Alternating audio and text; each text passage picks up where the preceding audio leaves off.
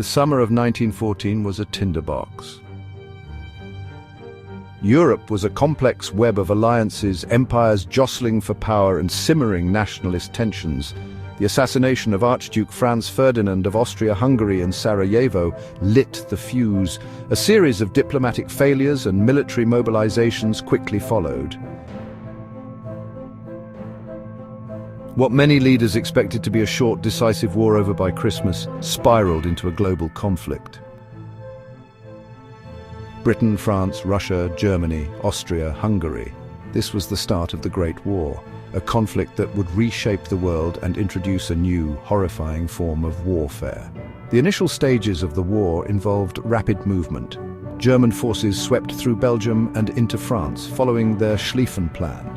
However, the battlefield had changed dramatically since the last major European conflict. Machine guns, rapid-firing artillery and modern rifles made advancing across open ground suicidal.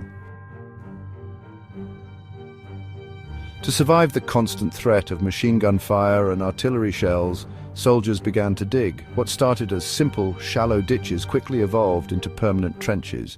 The era of trench warfare had begun. A trench was far more than just a simple ditch.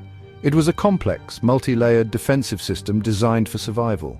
The typical system involved three main lines running parallel to the enemy. The front line trench was the most dangerous, directly facing no man's land. Behind it lay the support trench, which housed reinforcements and supplies. Further back still was the reserve trench, where troops could rest before being rotated to the front. These lines were connected by communication trenches, which zigzagged to prevent an enemy who entered the system from being able to fire straight down the line. Sandbags reinforced the walls. Wooden duckboards were laid down to try to keep soldiers' feet out of the mud. A soldier's day was rigidly structured. Dawn and dusk were known as stand to, when everyone was ordered to man the fire step. After stand to, if no attack came, the day was filled with chores. Repairing the trench walls damaged by shell fire, refilling sandbags, draining water, digging latrines and patrolling no man's land under cover of darkness. The physical conditions were appalling. The trenches were often waterlogged, creating thick, inescapable mud. Trench foot was a common ailment, a fungal infection caused by feet being constantly wet and cold, which could lead to gangrene and amputation. Lice were a constant torment, causing trench fever with high fevers and severe body aches. But the most unwelcome residents were the rats, swollen to enormous sizes from feeding on rations and the bodies of the fallen. Beyond the physical hardships was the immense psychological strain, the constant noise of artillery, the sight of death, and the knowledge that a sniper's bullet could end your life at any moment took a heavy toll. It was a miserable existence, a daily struggle for survival. Trench warfare was defined by its signature tactic, going over the top. This was the moment soldiers were ordered out of the relative safety of their trench to attack the enemy line across the open, crater-pocked wasteland of no man's land. The attack was almost always preceded by a massive artillery bombardment, sometimes lasting for days. The goal was to destroy the enemy's barbed wire defenses and shatter their morale. However, these bombardments often failed to cut the wire effectively and served to alert the defenders, allowing them to prepare their machine gun positions. The Battle of the Somme, which began on July 1st, 1916, is perhaps the most infamous example of this brutal calculus. On that first day alone, the British Army suffered nearly 60,000 casualties, including almost 20,000 killed.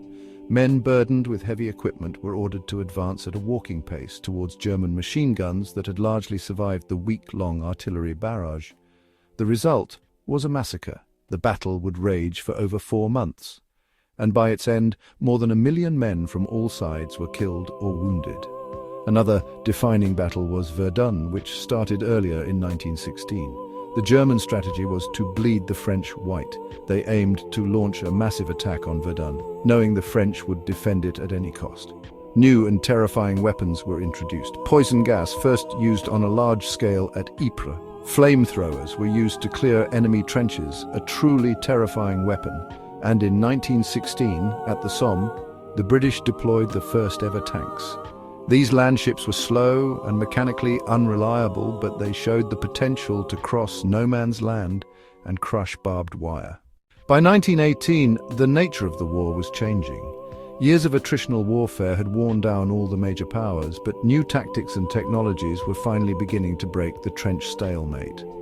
The German Spring Offensive of 1918 used new stormtrooper tactics, small, highly trained units that bypassed strongpoints. Allied forces, bolstered by arriving American troops, learned to coordinate attacks, integrating tanks, aircraft, and creeping artillery barrages. This restored movement during the 100 Days Offensive. The trenches were finally being overcome. November 1918, the war ends, but the trenches do not. They were simply abandoned. Soldiers went home while scars on the landscape remained. Across France and Belgium, the earth was poisoned with unexploded ordnance, chemical contamination, and the remains of millions of men. The Zone Rouge, too damaged and dangerous for habitation. Even today, farmers still unearth shells, shrapnel, and human bones. A grim harvest. The physical legacy of the trenches is a permanent reminder of the conflict's scale. Trench warfare reshaped military thinking. It exposed the folly of 19th century tactics against 20th century weapons. That spawned new doctrines, the German Blitzkrieg, speed, surprise, combined arms. France, haunted by trenches, invested in the Maginot Line.